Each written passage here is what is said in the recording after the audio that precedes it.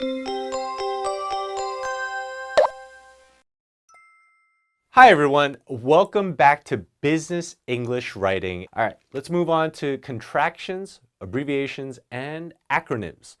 Now, these are common for informal communications, but for formal communications, it's a lot less common. Let's take a look at these contractions. Can't. Can't, longer version is cannot. Won't, longer is will not, couldn't, could not, don't, do not, isn't, is not. I'll, he'll, she'll, I, he, she will, and cause is definitely wrong. Don't use cause. Instead use because, right? It's okay to use these contractions, can't, won't, couldn't, don't. All of these are actually completely acceptable English. But if you want to sound more professional, it's better to use the longer versions. Let's take a look at this example. We have can't. We can't deliver the freight by next week because it's currently on hold at the customs office. It's okay, totally understandable. It communicates the thoughts, totally fine. But if you want to sound a little more professional, we cannot deliver the freight by next week because it's currently on hold at the customs office. This sounds a little more formal because you're using longer words, and also because you're using because. Cause is definitely a shortened version that you should not use in the workplace. Let's take a look at this next example here. We have won't. The park administration won't be available for comment at this time. Now, this might be the Blue House press secretary, and instead of saying won't be, most of the time they'll say the park administration will not be available for comment at this time. It just feels a lot more formal if you spread out the words and not contract it. Let's take a look at don't. You don't have to review the copy. It's already been finalized. Again, completely fine to use, but if you want to sound a little more professional, you do not have to review the copy. It has already been finalized. Both are fine, it's up to you. I will finalize the analysis tomorrow. Again, same thing. Both are completely fine. The last one, it just sounds a little more professional. Okay, let's move on. Abbreviations and acronyms.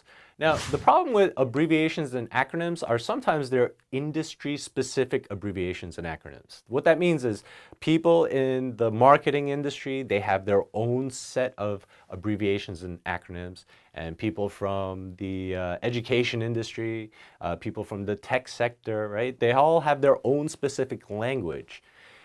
So in this situation, it's inappropriate for some formal documents. The reason is because it doesn't communicate to everybody unless the people reading the documents know what the acronyms and abbreviations are. Some are okay even with formal communications, but you'll have to use your own judgment on this one. Let's take a look at this example. We have attention, CMO Mark Ruffalo. FYI, the KPI has been tracked, but unfortunately that was NA as approx, VPN, ASAP, without VPN accounts, Q3 account. It's just way too much in there. If the other person receiving it will understand your language and this shortened version, it's okay, but it's more preferable to spread it out and only use the acronyms that have to be used. Here's what the acronyms actually mean. FYI is for your information, KPI, key performance indicator, NA is not applicable, approximately. It's just a lot clearer, a lot more understandable for the general public. Again, if the person receiving understands everything, it's totally okay. But if you're not sure that they'll understand, it's better to write everything out just to make communications a lot more efficient. All right, now here's the good stuff over here. This is actually a lot of fun for me because it's a kind of interesting topic for me, actually. So you guys know that in professional settings, we should not be biased. This is talking about gender, race, age, culture, disability, religion, social class, all this stuff. It stays outside of the working area, the workplace. The reason is everyone in the workplace is supposed to be equal. Supposed to be, right? So even when we write, we have to be careful about these biases. Gender bias, race bias, age bias.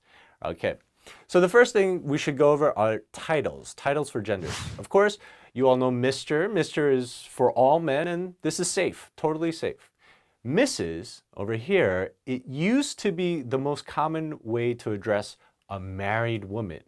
But now it's actually not safe because it's defining that person or the woman's status in relation to a man. You're saying, oh, you're married, you're Mrs. So instead of that, we don't even relate that status to a man anymore. We take that out and just call everybody Miss. It's equal. Of course, doctor and professor, those are safe for everybody. Here's the tricky stuff. Changing gender bias words to neutral words. Again, English language is a changing language, and when I first started, maybe, I don't know, maybe even about 10 years ago, I'd say, even when I was writing emails then, it'd be okay to write Dear Sir. But now it's actually changed that it's a little too male specific. You're assuming that the other person is a male. So instead of that, what you could do is you could say, Dear Editor or Dear Hiring Manager. You could write the title in there. Another one is chairman. Chairman is a man, right? We want to take that out again, and you could change that to Dear Chair or chairperson. You want to use anything without man in there. Same thing with salesman. Salesman, right? We want to take that out. Salesperson, sales associate, sales clerk. All of these are gender neutral. It's not focused on men. Same thing, businessman, businesswoman, business person is a lot better. Congressman. Instead, legislator, congressional representative. It kind of sounds like it's a little more work to write out, but we want to stay safe. Manpower, that means labor, right? So instead, change it to workforce. The word man, change that to a person or individual, right? Man-made, even this word, right? It's gender specific, artificial, synthetic, freshman. This is the first year of a university or a high school. So instead, just say first year student. Stewardess, this is female. It's focused more on the females, and the reason that this one's no good is because stewardess, it kind of like a position where they're in a service position, and it kind of puts them in a small little hole. So instead of that, flight attendant, it's safe. All right, let's move on to pronouns. Pronouns, of course, you have to use he, she, or they. These you're going to use it all the time, but he, it used to be okay to use for everybody, men, women, but now it's not that safe anymore for general usage. Instead, it's better to replace it with he or she. Now, the problem with he or she is that it gets a little awkward because if you keep writing he or she, he or she, he or she can go, he or she may receive, it gets awkward that way. So instead, you can replace it with plurals. The workers, the kitchen staff, that's a plural as well. So instead of saying a singular he or she, you could use plurals. Also, you could use titles, and this is a new thing in 2019. These are requested pronouns. These are people that don't identify with both male or female. While this might not be as common in Korea, this is becoming more of a topic to be aware of in other parts of the world. So there are some people that don't identify as a male or a female. There's something in between, and they have their own pronouns. Sie, say, a, they, te, e, right? These, and there's a whole bunch of them. If they request that you use their own pronoun instead of a he or a she, just do what they request. It's showing respect. Let's take a look at this example. When a customer initiates contact, he should not be put on hold for longer than 3 minutes. He, how do you know that customer is a he? It's gender specific. So you could change it to, when a customer initiates contact, he or she should not be on hold. It's okay, he or she, that's safe now, gender safe, but it's a little awkward that way, he or she. So instead, you could change it to the plural. When customers initiate contact, They should not be put on hold for longer than 3 minutes. Let's take a look at this example here. Jesse also analyzed our sales last week. Unfortunately, Z didn't agree with your findings. Z is the requested pronoun, the gender-neutral pronoun, right? Okay, here's some other bias-neutral writing that you should be aware of. Race, age, culture, disability, religion, social class. I think this is a good lesson for a lot of people. Not even just Koreans or Americans, or even in Europe, English, native English speakers, even myself, I have to be careful of these too. Take a look at this. First one, John, the Chinese man at the counter is fluent in Chinese. Now, why do you have to say that he's the Chinese man? You don't have to say that he's the Chinese man. You could just say John, the man at the counter, is fluent in Chinese. It's not focusing on his ethnicity. Take a look at the next one. John, the elderly man at the counter, is fluent in Chinese. Again, why do you have to focus on the person's age? He's still just the man at the counter. John, the man wearing the turban at the counter, is fluent in Chinese. Turban is the headpiece that a lot of Sikhs wear. Those are, it's a religion in India. But again, why do you have to focus on the turban? John, the man in the wheelchair, is fluent in Chinese. Again, this disability, you don't really have to focus on it.